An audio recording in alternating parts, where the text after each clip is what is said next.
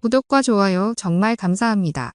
대한민국 KF-21 전투기의 6호기가 곧 실전 비행 시험을 앞두고 있는 가운데 352차 비행을 달성하였으며 이번 비행에는 모든 시제기가 총동원되어 편대 비행을 나섰다는 소식입니다.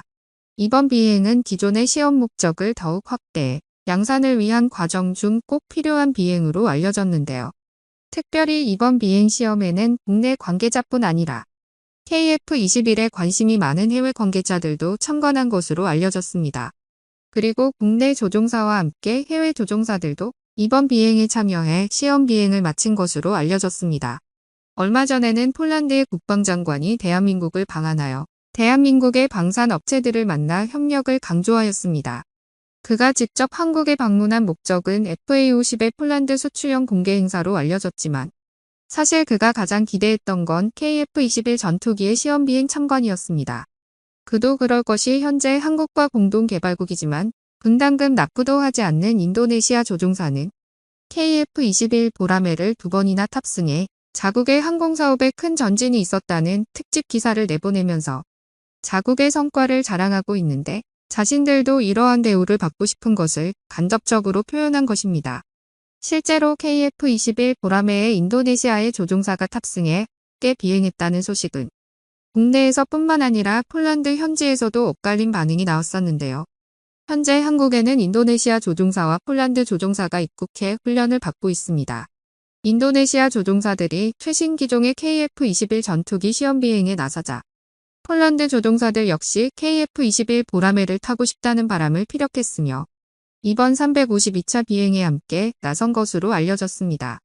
이번 비행이 중요하게 평가받는 이유 중 하나로는 6월 말까지 분담금 납부 계획을 제출해야 하는 인도네시아가 만약 자신들이 장담했던 약속을 어긴다면 공동개발국이라는 자격은 물론 앞으로의 비행시험 참여가 폴란드 조종사로 바뀔 수 있다는 것을 인도네시아 측에게 몸소 보여주었기 때문입니다.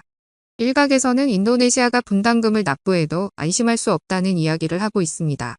특히 가장 문제가 되는 건 인도네시아가 자국산 전투기 개발이라는 명목 아래 KF-21 전투기에 들어가는 핵심 기술들을 대거 적용하고 있다는 의심을 받고 있으며 결국 시카탄 전투기에 관련된 일부의 사진들과 스펙들이 공개되자 이러한 의혹은 사실상 확정이 되는 듯 보이고 있기 때문입니다.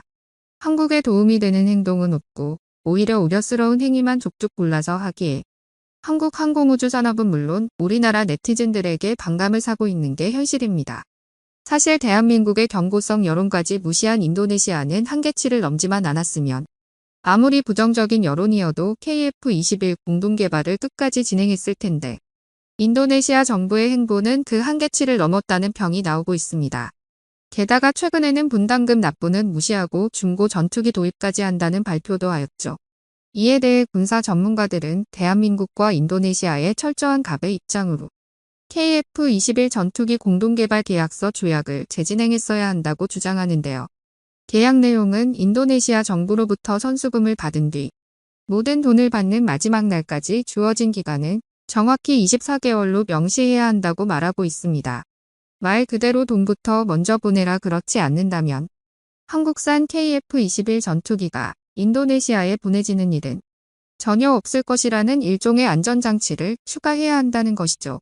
사실 인도네시아는 주요한 핵심 기술을 가지고 있어서 합류한 것이 아니라 애초에 동아시아 시장 활로 개척을 목적으로 합류한 것이기 때문에 과거와 달라진 한국의 의상과 시장 개척력이 달라진 만큼 무시받고 있지 않아도 됩니다. 이를 증명하듯 타 국가와의 조종사들과의 협력은 물론 해외 기업들과의 협력도 이어지고 있는데요. 한화시스템이 폴란드 위성 시스템 제조사인 크레오텍 인스트루먼츠와 소형 위성 사업에 협력한다는 소식이 들려왔습니다. 특히 한화시스템이 세계에서 12번째로 개발한 KF-21 탑재용 A사 레이더와 무인 기용 전자광학, 적외선 감시 정찰 센서 제품군이 현재 유럽 시장에서 주목을 받고 있습니다.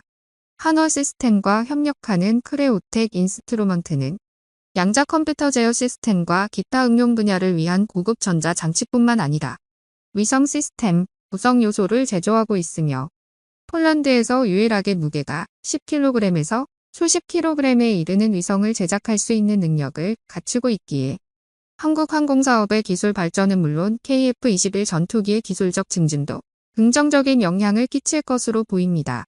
이뿐만이 아닙니다. 우리나라는 2023년 6월 21일에 열린 나토 항공위원회에서 나토 측과 군용 항공기 가망 인증 상호 인정 절차 착수를 위한 합의서에 서명했습니다. 이는 아시아 국가 중에서 처음으로 나토와 가망 인증 상호 인정 체결을 추진하는 것으로 우리나라의 가망 인증 능력과 국산 항공기 안전에 대해 국제적으로 인정받은 결과입니다. 가망 인증이란 항공기가 비행 안전성에 문제가 없는지 검증하고 이를 정부기관에서 인증하는 것이고, 상호 인정이란 우리 정부가 인증한 국산 항공기의 비행 안전성을 나토가 인정한다는 것을 의미합니다. 이를 통해 우리나라의 군용 항공기는 나토 회원국들과의 협력과 수출에 있어서 더 많은 기회와 경쟁력을 갖게 됩니다. 우리나라는 2006년부터 나토의 글로벌 파트너로서 민주주의 법치, 인권 등 공통가치에 기반을 둔 협력을 강화해 왔습니다. 이번 상호인정 추진을 통해 나토가 집중하는 항공 분야의 다양한 이슈에서 실질적인 협력을 강화해 나갈 것으로 예상됩니다. 이는 우리나라 군용 항공기는 이미 세계 곳곳에서 우리나라의 기술력과 안전성을 인정받고 있다는 뜻이며, 이를 바탕으로 앞으로도 군용 항공기 가망 인증 분야에서 국제 협력을 지속해 나갈 예정입니다. 그리고 이번 협력으로 KF-21 수출에는 막대한 영향을 줄 수 있을 것으로 분석됩니다. 우선 KF-21은 유럽에 수출되면 아시아 지역 외의 인지도와 신뢰도를 높일 수 있습니다. 폴란드의 수출 계약이 성사된다면 폴란드는 나토의 강력한 입김을 갖춘 국가로 주변 국가들에게 모범적인 방산 협력 사례를 보여줄 수 있습니다. 또한 폴란드는 FA-50 전투기를 보유하고 있어 KF-21과의 운용 상호성을 확보할 수 있습니다. KF-21은 FA-50 전투기를 보유하고 있는 다른 국가들에게 수출 가능성이 있습니다. FA-50 전투기는 약 6개국에서 운용하고 있습니다. 이들 국가들은 FA-50의 후속기로 KF-21을 고려할 수 있습니다. KF-21은 FA-50과 비슷한 비행 특성과 계기 배치를 가지고 있어 조종사의 기종 전환과 훈련이 용이합니다. 또한 KF-21은 F-16과 65%가량의 부품이 호환되어 정비와 후속 분수 지원의 효율성이 높습니다. KF-21은 세계 전투기 시장에서 경쟁력을 갖출 수 있습니다. KF-21은 한 대당 가격이 약 800억 원으로 F-35 스텔스 전투기의 절반 정도입니다. 또한 KF-21은 스텔스 기능을 갖춘 전자전 장비와 고성능 미사일을 탑재할 수 있어 스텔스 전투기와 비슷한 성능을 보일 수 있습니다. KF-21은 중거리 공대공 미사일 미티어와 단거리 공대공 미사일 AIM-2000을 탑재할 수 있으며 공중급유와 공중기총 발사에도 성공했습니다. 이처럼 우리나라는 세계 최고 수준의 군용 항공기를 개발하고 생산하는 선진국이 되었습니다. KF-21은 우리나라의 자부심과 기술력을 담은 전투기입니다. 이번 협력으로 KF-21 수출에 긍정적인 영향을 줄 것으로 기대됩니다. KF-21은 세계 곳곳에서 우리나라의 방산 역량을 인정받고 있습니다. 여러분의 생각은 어떠신가요? 댓글로 남겨주세요. 오늘 영상은 여기까지입니다. 끝까지 시청해주셔서 감사합니다.